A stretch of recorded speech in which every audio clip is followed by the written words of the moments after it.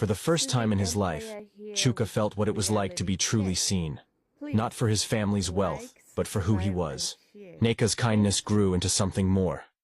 She saw Chuka's strength, his resilience, and the way he cared for others despite his own struggles.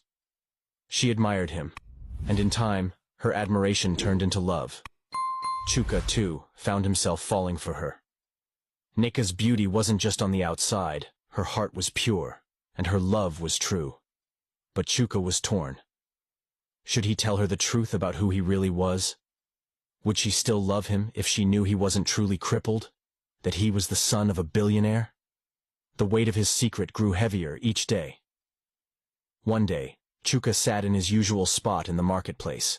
He had gotten used to the curious glances, the whispers, and the cruel laughter. But now that Neka had entered his life, it stung even more. The villagers mocked her for being kind to him. "Look at her," one woman said, sneering as she passed by. "Spending her time with a crippled beggar. What a waste." "Do you think he's going to marry you, Neka?"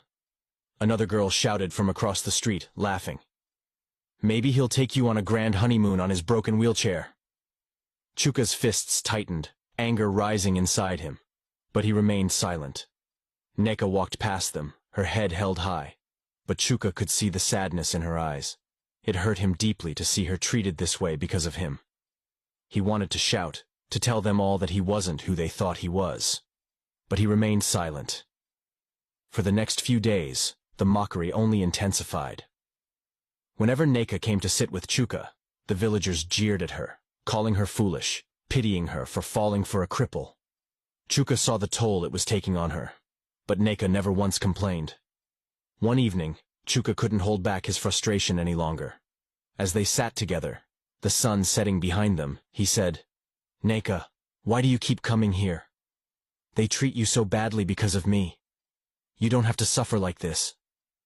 Neka looked at him, surprised by his words. "Chuka, I come here because I care about you. It doesn't matter what they say. They don't know you like I do." "But it's not fair," Chuka protested. "You deserve better than this. Better than me." Neka shook her head. "I don't care about what they think. All that matters is how we treat each other. You're a kind man, Chuka, and that's all that matters to me." Her words touched him deeply. For the first time, Chuka realized that Neka wasn't just kind. She was strong. Stronger than he had imagined. She stood up for what she believed in, even if it meant enduring the harsh words of others. Chuka was beginning to see that maybe, just maybe, she was the one. Chuka continued his act, still unsure if he should reveal the truth. He wanted to test Neka's love further, to see if she would stand by him even when things became more difficult.